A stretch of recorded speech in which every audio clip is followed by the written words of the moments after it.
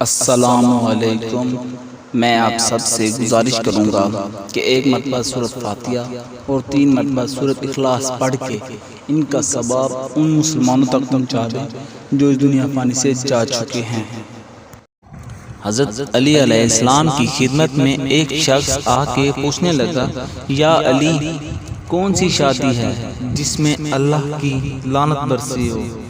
بس جیسے یہ پوچھا گیا، امام علی علیہ السلام نے فرمایا، اے شخص، وہ نکاح ہے جس میں لڑکی والے لڑکے والوں کو دکھ دیتے ہوں، شرمندہ کرتے ہوں۔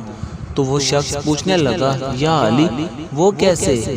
امام علی علیہ السلام نے فرمایا، اے شخص، میں نے اللہ کے رسول سے سنا کہ زمین پر عنقریب ایک ایسا زمانہ آئے گا جب نکاح کرتے وقت لڑکے والے لڑکی والوں سے دنیاوی دولت کی شرط رکھیں گے، اور اسی وجہ سے سینکڑوں عورتیں نکاح سے محروم رہیں گی، اور لڑکی کے والدین زندگی کی ضرورت اور سامان جمع کرتے کرتے مقروض ہونے لگیں گے۔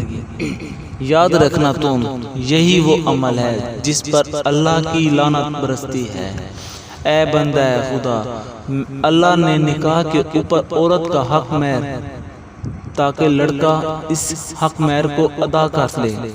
میں نے اللہ کے رسول سے سنا کہ نکاح کے بعد اللہ لڑکی پر لڑکے کے گھر والوں پر اپنی رحمت نازل کرتا ہے، ان کے رزق میں برکت عطا فرماتا ہے۔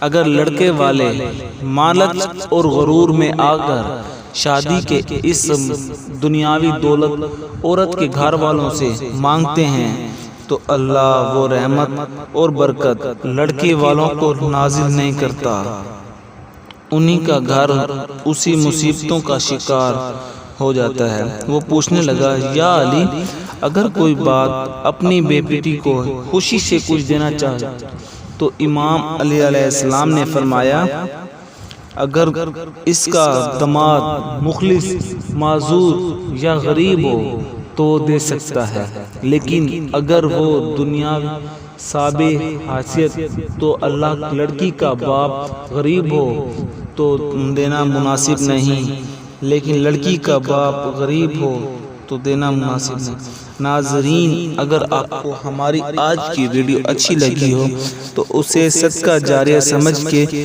لائک اور شیئر ضرور کر دیجیے گا، اور ہمارے چینل کو سبسکرائب کر دیں۔ اس کے ساتھ ہمیں اجازت دیں۔ اللہ حافظ۔